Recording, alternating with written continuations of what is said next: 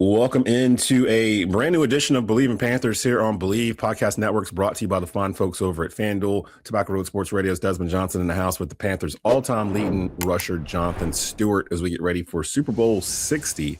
The Seattle Seahawks taking on the New England Patriots. We've got a loaded show for you today. Not really any Panthers news or notes right now, which is fine. They're probably, Dan Morgan's probably, sitting in a hammock, sipping a tequila or something, getting ready to put in some work. So we're going to let him rest before he starts doing that. And I'm sure we'll plan some stuff for the draft. And, as Dan gets cooking in the kitchen, we'll start letting you know what ingredients he's looking at. So we'll get into that after the Super Bowl. But today we'll look around the league. The biggest news, 10 head coaching positions have been filled in the NFL. We'll talk 10. about those. Yeah, 10. 10, not 10. 10. 10. We'll get into all those and figure out who might have the earliest success with that. And we'll look at some of our favorite Super Bowl memories as well. And then we'll try to help you figure this out through FanDuel, Seahawks and Rams. There's some prop bets that are available there that you can get on. With the Super Bowl, it's probably about 20 prop bets, maybe more than that, dealing with that. So we'll get to all that too. But Stu, what's up, man? I haven't talked to you since last week. We're finally here, Super Bowl 60. Did you watch the Pro Bowl at all? Because I did not. No, I did not. I did not watch this. I did not watch the Pro Bowl. Didn't really know where to find it. Didn't know anything about what was going on. I was spending a lot of time actually in the snow. Okay, me and my daughter, we built a mountain with like a car trail that goes around it. It has a tunnel in it. How much did y'all get? We got about 13 inches, dog. Oh man, okay, yeah, we got about 11 up here. So it was deep. This is still out normal. there. This is not normal. I'm a venture out. It was a record-breaking weekend for some time. I guess the last time it snowed that much was like in the 70s or something like that. Yeah, well, I think you're down towards the Charlotte area, right? So I think 2001 or 2 or something is the last time they got that. Up here, I'm in the Triad. It was about the same. I think the same storm dumped like 15 inches or something on us like 20 years ago. But we haven't had a big snow in years. You know what I like about the snow though? What's up? It makes you slow down. Dude, like the amount of recovery that I have right now from just being with like not being able to go anywhere and just going. Like we went to eat Saturday night. I have a truck so I can drive through the snow. Yeah. But like, what was it, Sunday? I think it was Saturday. Saturday is when it was snow, and it stopped Sunday morning, I guess. Yeah, so Saturday night, we went out and got something to eat with the kids. They enjoyed it, but we stayed home, man. It's good to just slow down. So the snow, stay your behind at home and slow down. I did the same thing, and it's destroyed my calendar. I have this like whiteboard that I keep up with everything on the side, and my wife like scribbles down stuff. All these high school games. I'm gonna have like 8-9 high school basketball games that are just going to be stacked on each other so they can try to finish the season whenever they're out of school today. I don't know when my kid's going back to school. I'm going to go look at the roads a little bit later on today when the sun's been out for a while, but she might be home the rest of this week too. So I told her to enjoy it because this is like a once in a decade type of. All I know is, man, I grew up in this. I used to drive. I drove a 1987 Honda Accord. That's the worst. Stick shift in the snow. Hondas are so light in the back too. Yeah, and we talking inches of snow. We had feet of snow, and I'm out there whipping with the stick shift. Gold 1987 Honda Accord, lowered, had the lower suspension. Oh, the lower with the 16-inch, alloy rims, low profile tires, tinted windows. Took the two speakers out of the back, plugged those wires into my subwoofer in the trunk, so that way I have some boom. You know what I'm saying? Boom, pop. I'm out there whipping, and everybody out here in North Carolina don't know how to drive in the snow. Canceled school, canceled everything. I excused them last week because it was ice, and that's not the same thing as snow. So I was like, all right, I feel like I've been home for a week and a half. Like I've just been sitting here doing podcasts, like, and not leaving the house. Like I left yesterday. Finally, I'd been in the house since Friday, and then I had really been in the house all week, just doing stuff from here. And to your point, I think it did kind of cleaning out a little bit. The old folks always say, let the snow come here so it can clean all the germs and the flu and all that stuff out here. Yeah. And the flu was running rampant up here in these high schools. So hopefully it cleared it out. Everybody got cleared out, hopefully, for sure. Get that hay fever. Get out the house, though. Yeah, it was going around bad. So let's jump into the around the league, because again, there are new notes for the Panthers. There's no news. The only news that people need to know about with the Panthers is that we have no changes. We have stability. Nothing. Which is a great thing. Nobody got fired. A quick shout out to the Hornets right now. Them boys is we can talk about the Hornets now. A 7-win game streak. They go into the playoffs, dog. Bro, man, I was trying to think of like the last time I was this excited about the Charlotte Hornets, like for this extended period of time. Like I'm actually seeking out their games now. And it's crazy because I have to talk about them. Like I talk about them weekly on my shows, but I don't necessarily seek out their games. Like I keep up with them. I make sure that I know what's going on. Usually it's injury report, like who's hurt this week, but they've been healthy, man. And the starting five they got right now that they've been rolling with: LaMelo Ball, Brandon Williams, Con Knipple, who I call Knipple is nice. Musa Diabate and Miles Bridges. When those five start, the Hornets are 12-1. Yeah, you said Miller too, right? Yeah, Brandon Miller. Yeah, Brandon Miller's been killing it, like 25 games. So we went to a game this past weekend. We watched them play the Spurs. Mm-hmm. We took the girls with us. It was our first time going to a game with the girls, and they enjoyed it for the most part. He was playing around, jumping around, doing cartwheels and whatnot. But it was a good game, man. They held on to the lead. They came back a little bit. What they've been doing. Yeah, and the Spurs are one of the best teams in the West. You got Wemby out there looking like an alien. Yeah, for real. But the past couple games, I noticed that because they beat the Pelicans yesterday, and I couldn't watch it because it was actually on FanDuel Sports Network or whatnot that I didn't have access to. And they were down like 13 or something, kind of clawed back, went back and forth in the fourth, and they held on to win. And I saw the score pop up at the end. Yeah, they won. They won. They won one though. They ain't just win. They won one. They ran away. They said, "Hold on, man. If we losing, you know what Charlotte is like when the Panthers are winning. I don't think you've ever experienced what Charlotte's like when the Hornets are winning, because it's been so long. Back in 2014, 15, I think that was pretty nice. 15, I think they got in the playoffs or something.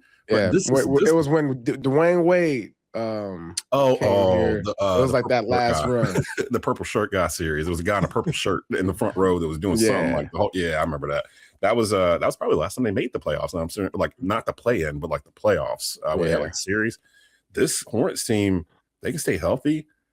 I get tickets because we run the Hornets radio network up here through Tobacco Road. I haven't gone yet because I've been busy with other stuff. But now even my wife wants to go because we went last year and watched them play the Pacers. And this year, I'm like, well, we actually get to see them healthy, hopefully, this year. So hopefully without blackout dates, I'm going to get down to Charlotte again and make that happen. But my bad. We went off topic.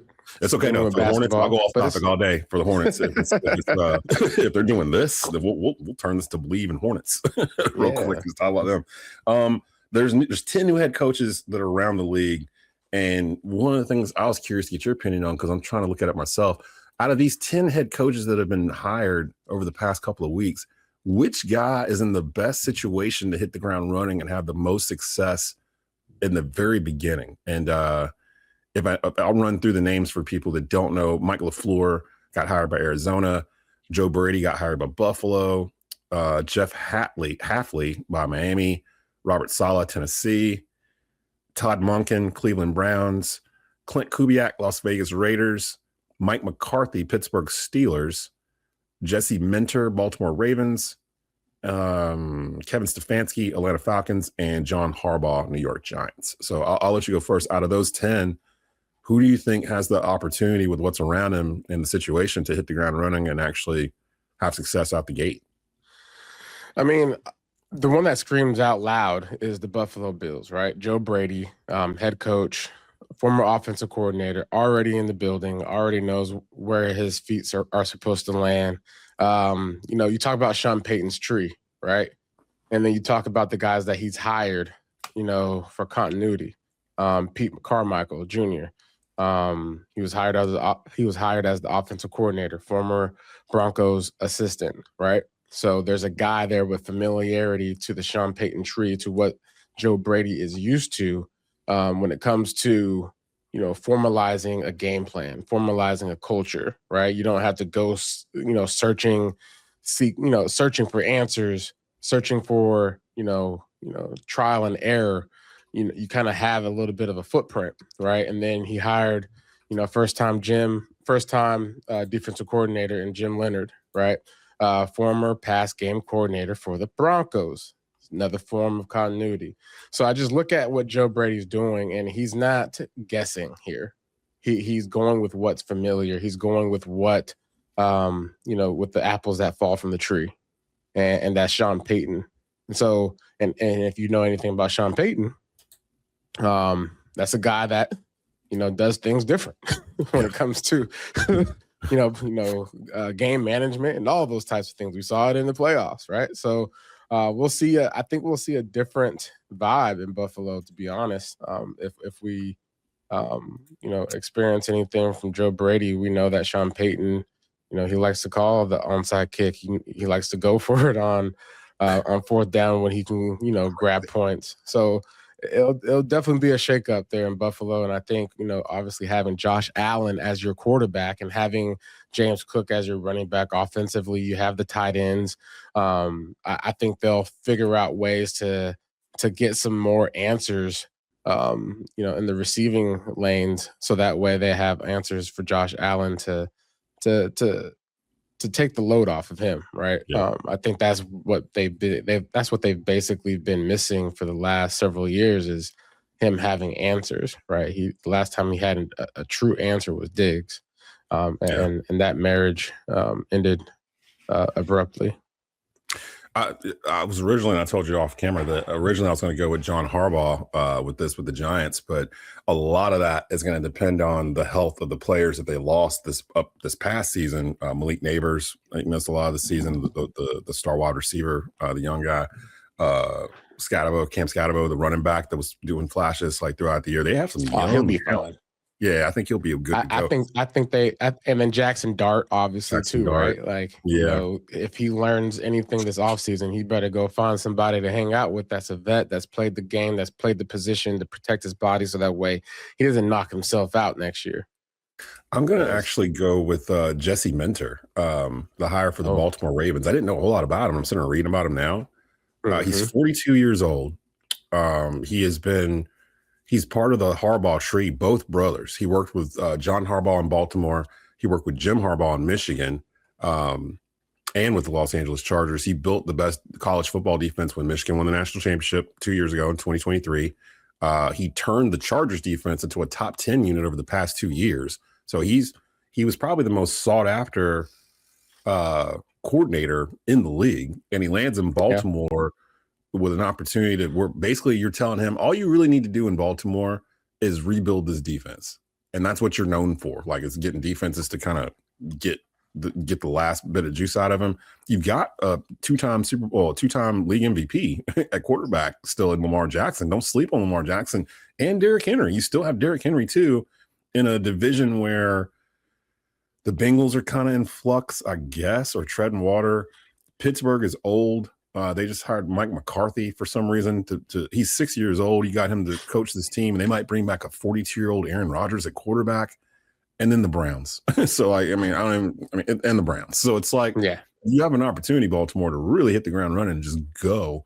And if this dude is who they think he is, he might be the one where I'm like, okay, that didn't seem like a big of a shock to me. Now if we go the opposite direction and go, which coach is most likely to fail like early on in this, I might look at Pittsburgh. I might look at Pittsburgh and Mike McCarthy. Because really, why do you say that? It just the hire just seems weird to me. Like, it's not what the Steelers do. Like, actually, who the Steelers probably would have wanted is Jesse Minter. Like, that feels like that would have been somebody they would have wanted, because he would have been someone who's defensive minded. He would have been there for 20 years if it worked out, because he's 42. That's kind of from Tomlin to Cowher to Chuck Noll. They all got hired when they were like in their 40s. And then actually Tomlin was in his 30s, I think, when he got hired. And they've only had 3 coaches the past 60 years. How long do you think Mike McCarthy's going to coach? Yeah. Like, it's just weird. And then now they're like, we're okay bringing Aaron Rodgers back. And to be honest, Aaron Rodgers was not the problem with the Steelers this year, but they have a super expensive defense that's getting older. They've got some pieces on offense, but I don't know if it's enough.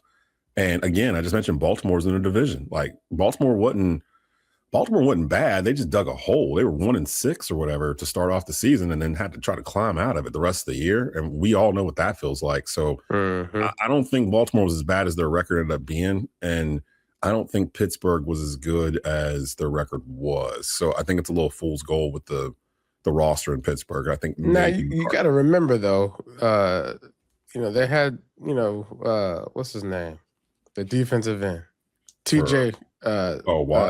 Watt. Yeah. Now he was hurt for a large majority of the year. Yeah, that's true. And that's they still was able to be successful in defense. But that was obviously under the regime, right? That was our guy Tomlin. Yeah, was that Tomlin or was that the talent? I'm leaning towards Tomlin being that steady presence in the locker room. Kind of funny that we knew Tomlin wasn't going to coach this year because he's still under contract with the Steelers.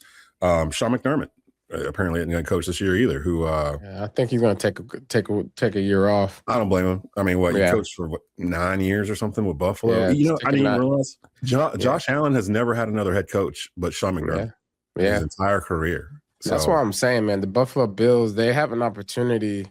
They have a true opportunity here.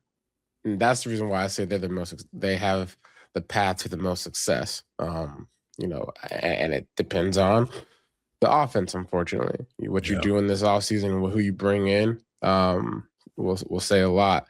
But as far as who I think is going to fail, whoever the head coach is for the Las Vegas Raiders. That's Clint Kubiak. It's going to be Clint Kubiak. I was just looking, I was like, what?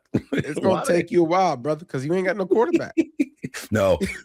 And if they're going to get do you believe, because they're going to have the number 1 pick in the draft, do you believe in Fernando Mendoza from Indiana? No. On the pro level? I don't think I do either. Not for this situation. I don't believe in him for this situation. And I say it because you have to have there's got to be something to work with outside of just you're a good guy, you're a good team leader. You have to have legit talent, arm talent, so that way they can build around that. I don't think he's it. I feel like this quarterback draft is weak this year. Yeah, it is. So but I could be wrong. But I'm just saying, Las Vegas Raiders, y'all need to get Max Crosby up out of there, man. Y'all letting this man, generational talent, go to waste. I know a place where he could go and fit right in immediately. It's a little place, and it's got a lot of snow on the ground right now. But Carolina Panthers, baby, come on over, man. If you need, I got a real estate agent on deck. Let's make this happen. I know where you need to stay at. We'll give you a house. We'll get into like a off-season wish list for the Panthers, because Max Crosby is kind of on my list because he would fit perfectly right now with the way the team is. It's pretty much their DN. Think about that. That would be a legit Dan Morgan guy. Yeah. Like that would be I want to win. Does anybody else want to win around here? If not, get me up out of here. And he's in a spot where he's been losing pretty much his whole career. You put him in a place where he's an up-and-coming team with a bunch of 20-something-year-olds, and they're hungry and they got a taste of everything, and now the city's buzzing, and now you come in yes, let's do that. Let's do it. We'll spend some money on him. A close second, I would say the Atlanta Falcons, Kevin Stefanski. To fail early. That was a weird hire. I don't know why they went with Stefanski. There must be some type of favor that's being met right now, because if you look at how that whole Cleveland Brown situation was handled, if I'm a player, I don't trust this guy. No, absolutely. And this is what this is all built on. A coaching staff isn't always about X's and O's. It's about how do you get the player ready for a game? How does that player respond to your game plan? I could hate your game plan, but if I respect you as a coach, I'm a ride or die for that game plan. But if I don't respect you, if what transpires in Atlanta, as far as what transpired in the Cleveland Brown situation with Shador last year, all that stuff with the media, the playing games as far as who's starting, who's not, not holding back, the encouragement, the applause for Shador in certain situations where he did play well, and you're sitting here just visibly holding back, giving him props amongst your team, amongst that locker room. It's just awkward. Yeah, and plus, again, Shador was a 5th-round draft pick, which meant that you passed on him 5 separate times before you actually finally someone decided to pick him. Yeah. with Stefanski, it's bad because that's going to undermine his career in Cleveland, because I didn't realize this until I just read it. He went to the playoffs twice with the Browns. They've only been to the playoffs twice in the past 23 years.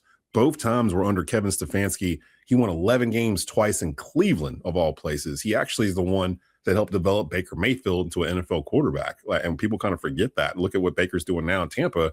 It started with Stefanski in Cleveland. So the whole thing, which is weird, because to what you're saying, you would think that he would see Shedeur and be like, okay, this is a mound of clay I can kind of play with and turn it into something that I can use viable.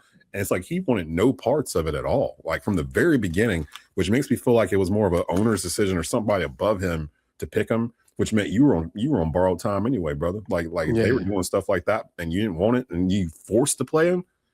It was only a matter of time before that fell apart. So I can see that too. But but hopefully we're wrong.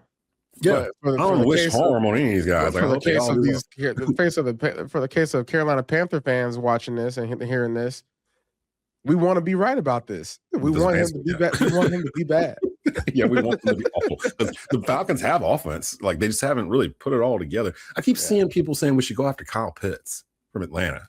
And I'm like, we've got 3 tight ends already, and I don't think any of them are worse than Kyle Pitts. Pitts I think there's a guy in the draft that we can get. Are you talking about the dude from Oregon?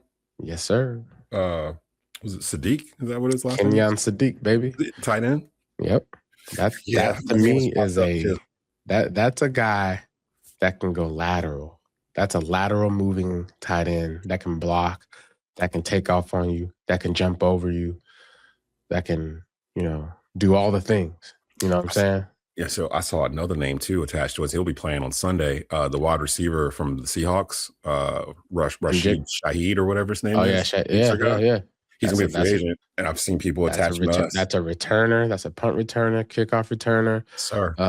That's a take top off defense guy that you need. A gadget guy that can move around, that can motion and be a threat, take off down the field. He's kind of like a faster Jimmy Horn Jr. Like, the way when I see him, like, I'm like, that looks familiar, but it looks like he's got a little bit more of a twitch. Like, he just got a little bit more of a twitch. Yeah, no offense to Jimmy Horn Jr. And I hope he gets. I mean, to be honest though, we ain't really seen too much out of Jimmy Horn Jr. So we can't necessarily knock, what his rookie year. Yeah. Sometimes we can't knock what he can't do or what he can do. I believe that Jimmy Horn Jr. can be absolutely ridiculous, especially what he experienced this year. Walk into this offseason, the way he looked like he was working this year and developed this year, Jimmy Horn Jr. might be the next Ted Ginn.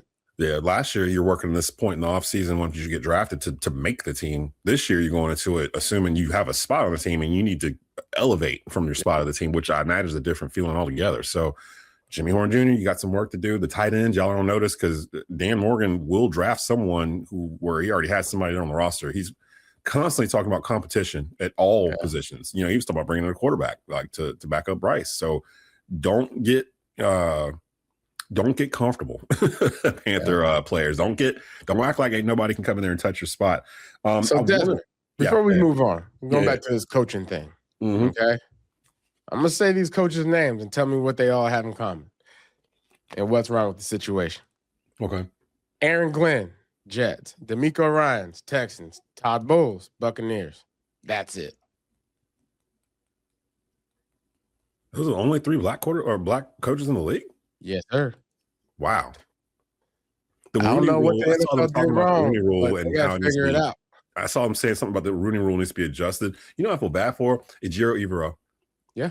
I feel like he was used to just basically satisfy the Rooney Rule. Like, people interviewed him to be like, we delivered. Bring him in so we can interview him and get him out the way. That's crazy. 10 head coaching spots and not one of them were filled by an African-American coordinator coach. Now, Tomlin wasn't in the... I'm going to name these names that are... One of these guys should have been hired for a head coaching job. JT Barrett, Antoine Randall, Eric Bieniemy. Think about that. I thought he got rehired by the Chiefs. Offensive coordinator. Yeah. Raheem Morris. Thomas Brown. He's on the Patriots staff right now, currently. How about that?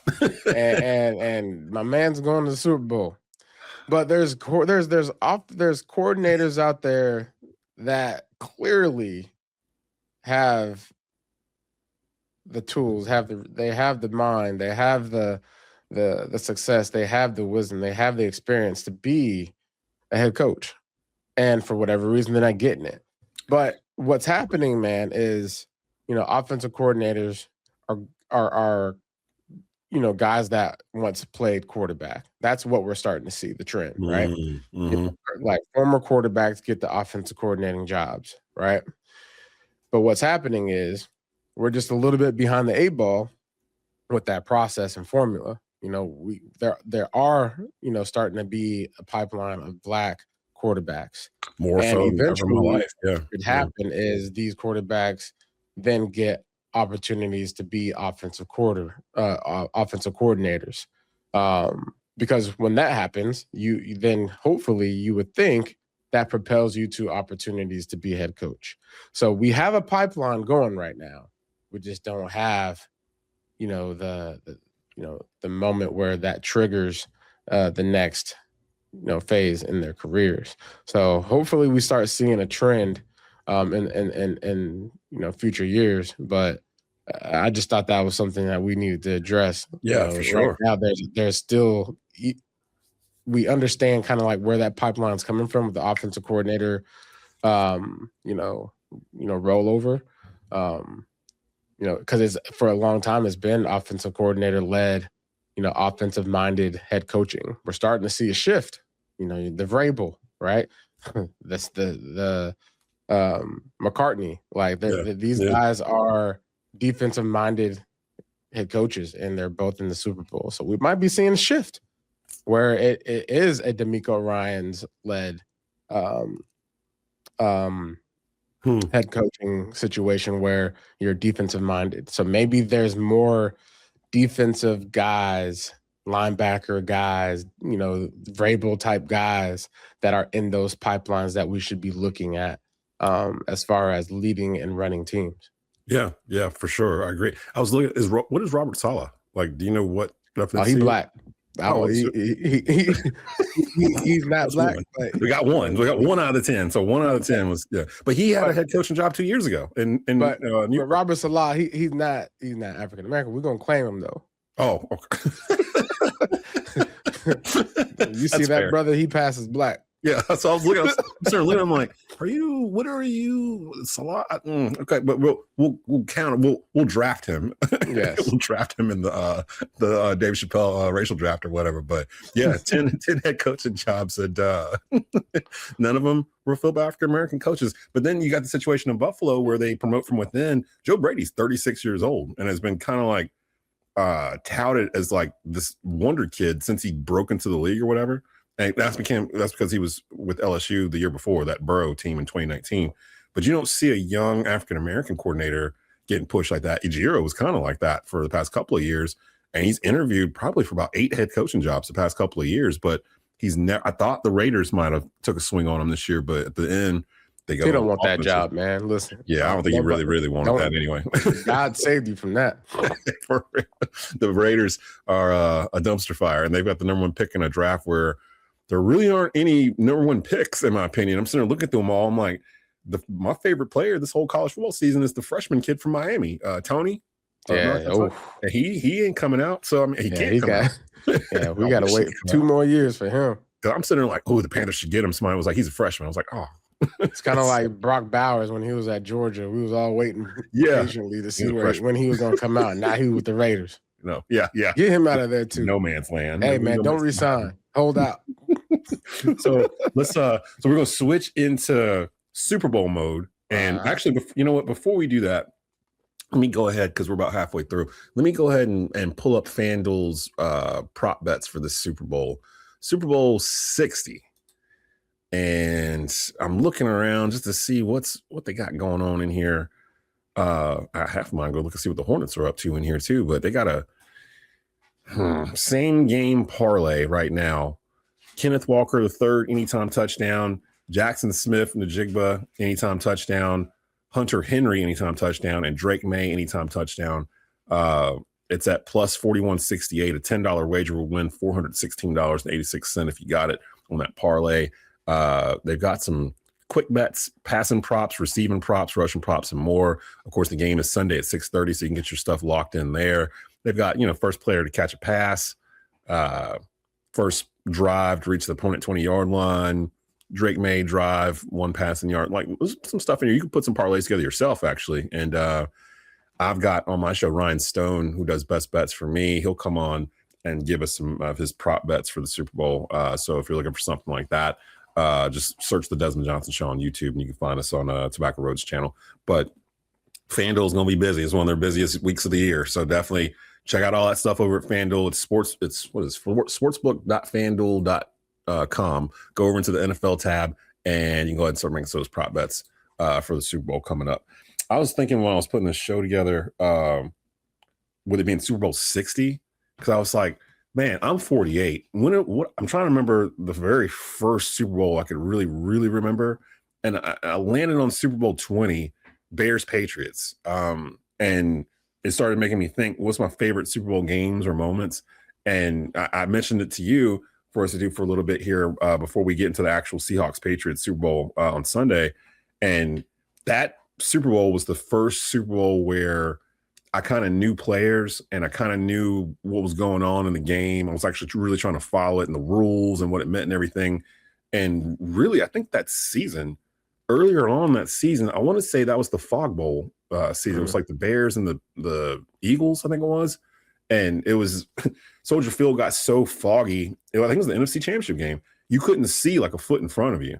And I remember trying to watch it on TV, and it's just fog. Like you hear the announcers, you can kind of see players, and even the announcers are like, they can't see like a foot in front of them. Like, first of all, it sounds dangerous. It sounds like a terrible time. They should have canceled the game or rescheduled, but the NFL didn't. This is 1985 or whatever. Well, so ain't rescheduling no Super Bowl. You crazy? Play it. Well, this is the NFC Championship game, like in Soldier Field in Chicago. Yeah. So it's like, play it. This is Chicago. We used to it. And the Bears win, and then they just obliterate the New England Patriots. Like, I had never seen a football game where it looked like they were toying with them, like the game. And I remember still to this day, Mike Ditka, the head coach, everyone was wanting Walter Payton, the all-world running back, never been to a Super Bowl before in his career. Everyone was mad at Mike Ditka because he didn't give Walter Payton a rushing touchdown. There was a touchdown late in the game that they should have gave to Payton to run in, and instead they put Refrigerator Perry in there, the defensive tackle. And it's an iconic moment. He runs in for the score, does a little dance or whatever, and you see this image of Walter Payton on the sideline just like stewing, like just steam coming off his head, like why didn't you give that to me? Like that kind of thing, which was crazy because Walter wasn't that kind of guy, but you understood like the gravity of the moment after the fact. And people asked Ditka after, and he's like, I wasn't even thinking about it. Nobody brought it to my attention. Like that kind of stuff. I'm like, that stuff, and that to this day, well, Peyton passed away, years later, but he mentioned that a lot, that stuck with, that he didn't get a chance to get that touchdown in the Super Bowl. So, I mean, you have scored a touchdown in the Super Bowl like that.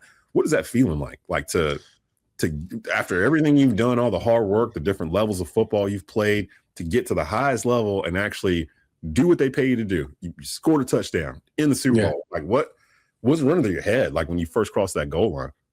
Man, look, my foot was broken, first of all, in that Super Bowl, because I broke my foot against the Seahawks, against the Atlanta Falcons during the regular season, missed some time, came back for the playoffs against the Seahawks. Hold up. Whoa. You ran that long-ass 60-yard run against Seattle with a broke foot? Yes. Yes, I love it. Respect you. I did not know that. But, hey, listen, you have a season like that, you ain't trying to miss it. Take that thing up. Let's go. So I missed the last three games of the year, came back to Seahawks, played Arizona Cardinals. It was like after we beat the Seahawks, I knew we were about to beat the Cardinals. I was like, man, look, we own the Cardinals. Yep. Seahawks were like our arch nemesis. Yeah, especially in that stretch. Yeah. And it was also too like a good stack up measuring opponent where we played very similar in the sense of, quarterback, our offense, defense, obviously both defenses were probably at the top of the top. Yeah. During that time. But being in that Super Bowl, man, it was special. It was all brand new to majority of the guys on our team. So I would say, we were anxious to get the game going. It was a long week of just sitting around waiting, and then you get there and you're trying to think to yourself, oh, this is just another game type of preparation. It's not another game. It's the Super Bowl, man. Yeah. And I think that was one of the things that I took from that as far as our preparation, and just sitting around. I think we could have allowed ourselves to partake a little bit more into the environment of being in the Super Bowl. We stayed way out of the way. We didn't see Super Bowl. We didn't see Super Bowl flags. It was almost kind of like it was just another day. We were just like in another state. So there wasn't a lot of reminders of what we were there for when it comes to the environment. And then being there on game day, it was very neutral as far as the feeling, the vibe. The Broncos, it was a lot of Broncos fans there. And so it felt a tad bit like an away game. But it was still electric. It was an electric feeling of being there. But not what I expected. You were Santa Clara, wasn't it? Yeah, Santa. Yeah, okay, yeah. Okay, yeah. But it was unexpected. I think I was probably expecting more. As far as the volume of the crowd, it was, to be honest, the NFC game at our home felt like what a Super Bowl should feel like. The roar. Yeah, and I've heard that too from players where it's like, because the tickets are so expensive, you're kind of squeezing out the average fan. So it's really it's become very much corporate. These Super Bowl events are very corporate. But it is what it is. But it was still a fun experience. Me being able to score in the Super Bowl is obviously my highlight. When I think about Super Bowls, I think about that first, right? Being able to, follow Mike Tolbert right there on the goal line. Let me say that again. Be able to follow Mike Tolbert on the goal line and just dive over the end zone. It was a moment that I can replay over and over and over again and know exactly how I felt, know exactly what it looked like. Sounded like, smelt like, and it's one of those things that I'll cherish for the rest of my life. And just a crazy game that game was, and I actually completely blew my mind that you guys were in Santa Clara too. So it's a 10-year anniversary of that, and it's in Santa Clara again. And you've got the Seahawks and the Patriots in this, and both teams looking to win another Super Bowl or whatnot. And I wrote down two other ones real quick. I'm just get to them because of what they meant to me. The Redskins versus the Broncos in Super Bowl 29, I believe it is, where Doug Williams was our quarterback for the Redskins. And again, this is before the Panthers existed. This is like 1988, I think, that season. So in this area, this was Redskin country. We watched the Redskins in this state every Sunday at 1:00. It was the Redskins that played, not the Panthers. They didn't exist. And then the Cowboys would play at 4. So you were probably a Redskin or a Cowboy fan or some hodgepodge of both, because that's what they played here. And this was during the Joe Gibbs era of the Redskins, where they won 3 Super Bowls, the Hogs, RFK, that whole thing. So to have Doug Williams end up being the first African-American quarterback to win the Super Bowl. And the way they did it, they blitzed Denver in the second quarter with this offensive, just oh my gosh, there was a running back they had, Timmy Smith. Never heard of him before, never heard of him again, really. But Timmy Smith had a day. I think he rushed for almost 200 yards in the Super Bowl. And in that second quarter, they scored 28 points or something. every time I got the ball, it was like boom, boom, boom, boom. And it was the three amigos with the Redskins, Gary Clark, Art Monk, Ricky Sanders. I was in love with that team. So like them winning that was probably the first time, because at that point I'm like 12. So like I really understand what's going on, or 10 or whatever. So I can understand what's going on in front of me. My favorite play, Super Bowl 38, Panthers, Patriots, Jake Delhomme, Moose Muhammad, 85-yard touchdown, still the longest in Super Bowl history. And this was from 2004. And I still have the image in my head after Jake threw it and Moose was running down, he scores. Jake is talking smack to like, I think it's Willie McGinnis or someone that's like right here, like in his face. And Jake is just like, you see like, that? That's right, blah, blah, blah, blah, blah. You can see the Cajun like through the TV, like just kind of raging Cajun. Oh, we just did. You saw, and it was on from that point on. That was one of the best Super Bowls because it was just like they didn't score in the fourth quarter, they didn't score in the third quarter, but the second and the fourth, both teams, boom, boom, boom, boom, boom, going back and forth. And you know, honestly, I don't care about the Seahawks or the Patriots this year. It's weird to maybe even try to root for the Patriots. I just want a good game. I just want to be entertained in this. And as we slide over into this, we talked about the Seahawks last week, but I want you to give us your biggest storyline for the Patriots going into this game, because again, it feels like they're a little early, like they're not supposed to be here. We didn't really overlook them all year on Believe in Panthers. We knew they were there and we played them and we were like, man, they kicked our butt. They're pretty good. Yeah. But we didn't really give them props. Like we didn't give them their flowers all year because we kind of were like, I was like, I don't trust them because they're brand new. What's the biggest storyline for you for the Patriots going into the Super Bowl? I think the biggest storyline has to be Mike Vrabel.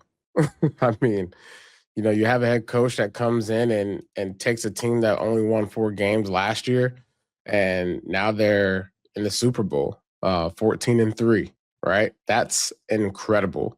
You know, and I think he's done it his way, you know, and part of that is a little bit of the Panthers way or the Patriots way.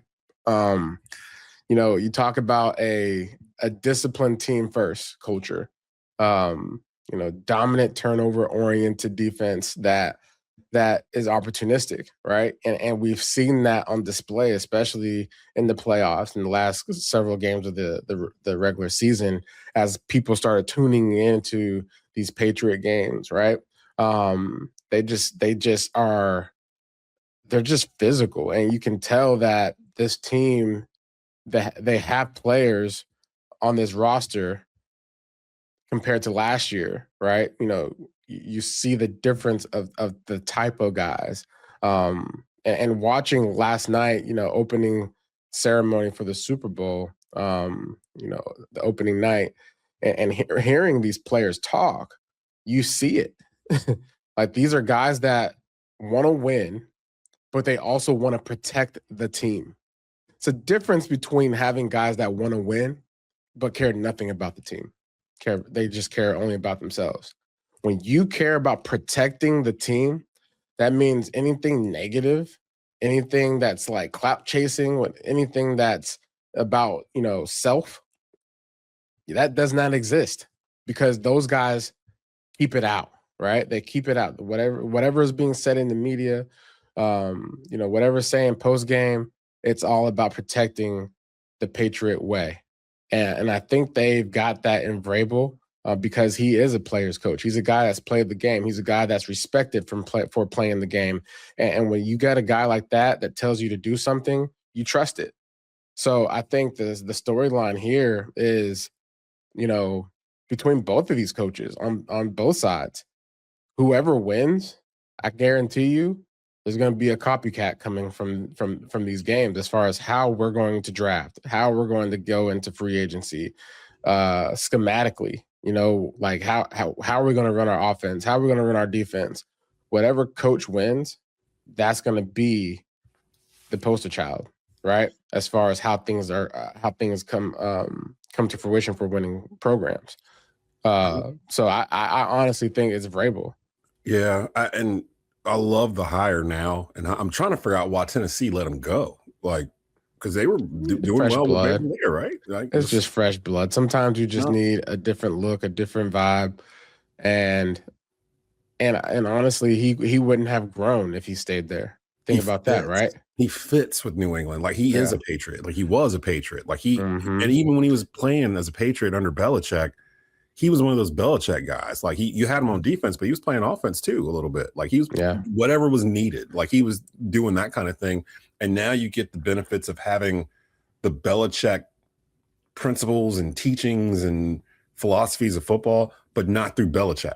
Like you're getting it through Mike Vrabel, which is a different type of delivery system than getting it from Bill. So it's like, and Robert Kraft just has to sit here and watch it all and be like, yeah, I hired him. Yeah, I drafted him. Yeah, this is the Patriot way or whatever. That's what the Panthers are trying to get back to with the whole keep pounding thing. Find what it is that your franchise does well, stick to it, and stick to it for a long period of time, and keep it family oriented. Because again, Mike Vrabel is a Patriot. Like this is going to mean more to them if he wins this, because he won bowls with them already. Like he knows what it takes to get there as a Patriot to win it, and it would be a nice little bow if they kind of. I mean, think about the guys that he got in there, right? Linebacker Harold Landry, tight end Austin Hooper, Jack Gibbons, like Kyle Pico. There's certain guys that he, as a coach, you bring in that might not be star players, but they're glue. They're guys that will facilitate and be disciples of your tree, right? And basically, extend, culture within a locker room. So there's no mistake, hindsight looking back of how this team's operating and why they're so different. Is because they did an overhaul this offseason and getting the right guys in.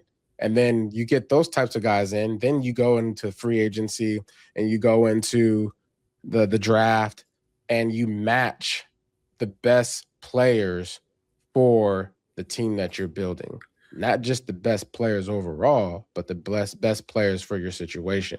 And I think he's done a great job of that, not chasing, the Lamborghinis, the electric SUVs. They went for that, that rugged truck. That's going to be able to carry Sometimes things. You just need a bowl of oatmeal. Sometimes you need some oatmeal. You don't need all this cinnamon. I need an oatmeal and a ribeye. And with him, again, it'll mean so much more if he pulls this off. Because again, they're ahead of schedule and they're in a conference, or they're in a division where the Bills just hired a new head coach and Joe Brady from within. The Jets are, I don't know what the Jets are doing. And who am I missing in that division? Miami. Miami just fired their coach too. So, and they hired a weird dude I've never heard of before, Jeff Hatley, something like that. So, I don't even think Tua is going to be the starting quarterback next year, or on the team for that matter. So, they're in a position where they can do another Patriots run for a while. We're towards the end here. We'll do a disservice to not acknowledge the fact that everyone has an opening here, because Patrick Mahomes and the Chiefs took a year off literally, and they're going to be back too. Like, they're going to be back. You're crazy. So if you Super Bowl in now. I bet Kansas City drafts a tight end first round. Kenyon Sadiq, it's over with. That's like I know you're a wrestling fan. That's like Roman Reigns that came back Monday. He was like, I gave y'all 2 years to build a star, and now look, now I'm back here again. Like, now I'm back. Main event WrestleMania. Who do you got winning this game? Like, because we got to get out of here. Yeah, Seahawks, and who I didn't see who was favored. I think the Seahawks. Seahawks are favored. Favorite. I love the storyline of Vrabel. I love the storyline of Sam Darnold. Seahawks 4.5. I love the additions. The key addition to me is Milton Williams on the defensive line for the Patriots, and what he means to that defense and to that team. When he's on the field, no one's really running the ball the way they want to. And the same thing as far as success on first downs. Their opponents that they're facing with Milton Williams on the field, they find themselves in second and long, third and long more often. So he's going to be a huge piece to any type of success that the Patriots do have. Christian Gonzalez, he's going to have a hard time, with Jackson Smith and Jigba. So I think there's going to be a lot of attention that goes to him, which I think the Seahawks have way too much firepower. They have the kid, AJ Barner, the tight end. I think if they get into the red zone, they find themselves in the red zone, often, they're going to come away with a lot of points. And the Patriots have been a team that's been able to limit, guys from scoring, but the Seahawks lead the league in scoring. They don't seem to defensively. care. Yeah. They don't seem to care who it is. Yeah, it doesn't matter. So I think, as much as there's a lot of storylines to create in the Patriots side of things and where they've gone and where they've come from last year to now. I think Mike McCartney has way more firepower on offense. I think Sam Darnold, as long as he takes care of the ball, I think they have no choice but to end up in the red zone, right? Obviously, the Patriots' passing efficiency on offense has been incredible.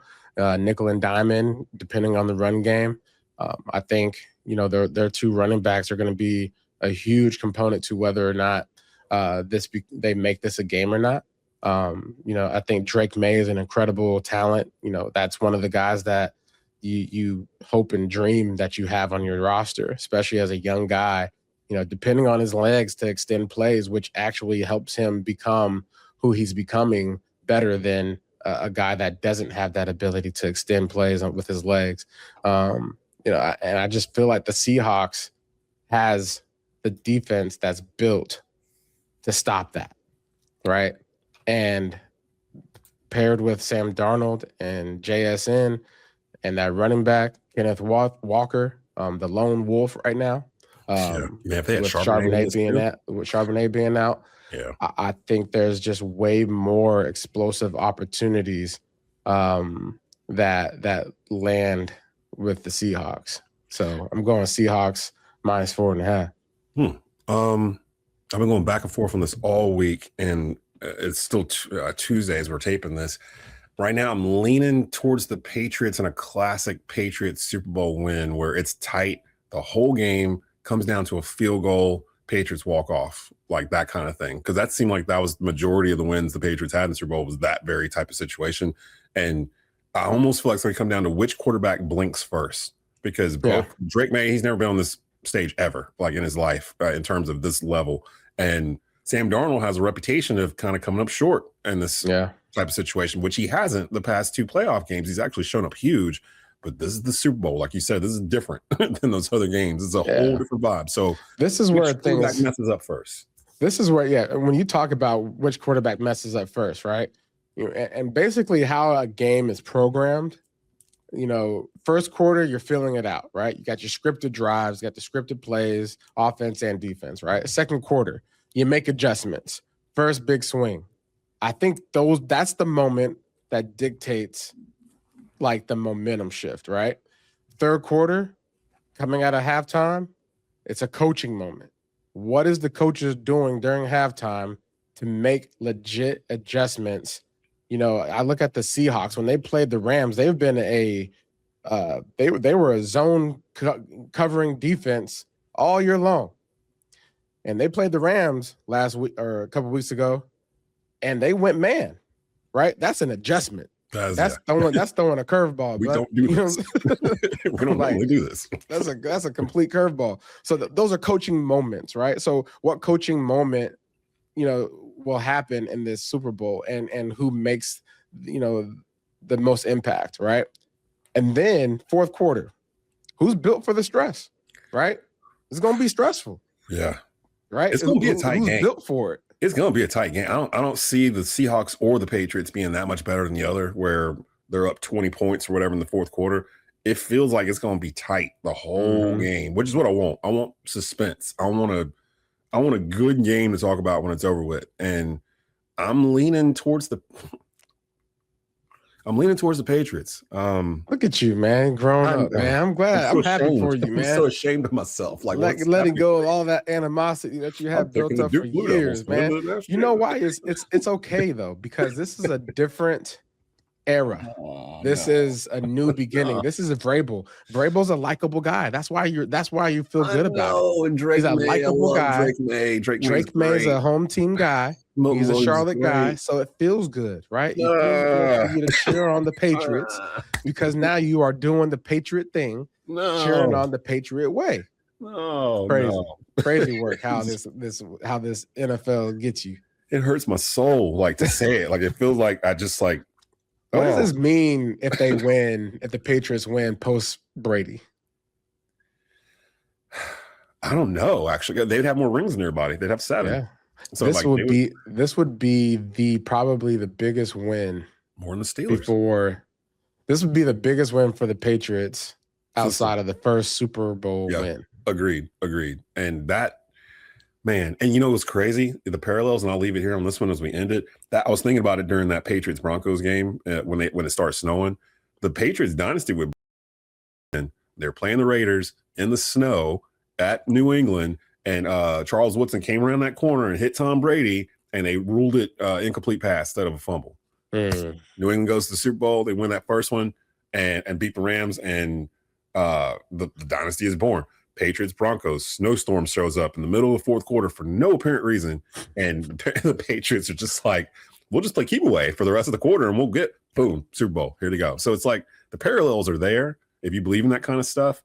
Yeah. Patriots, I'm going to pick the Patriots. You pick the Seahawks, I pick the Patriots. We'll see what it is. We'll be back next week, midweek, as we're back in our off-season schedule, and we'll review this game, and we may have a guest next week with us, depending on who wins this football game. So we'll keep you posted on that. Follow our social media. The other episode from last week was actually on the Seahawks side, so you can actually watch that one with Seahawk great Lofa Tatupu. Watch that episode too. Watch this one, get you ready for everything, and then we'll see you on the other side of Super Bowl 60. So the dark side. The dark side. The dark side. See, the defense is the best defense in the NFL right now, so you better pick them because defense wins championships. So for Jonathan Stewart, this is Desmond Johnson. You've been watching and listening to the Believe in Panthers podcast here on Believe Podcast Networks, brought to you by FanDuel. Keep pounding. We'll see you guys next week.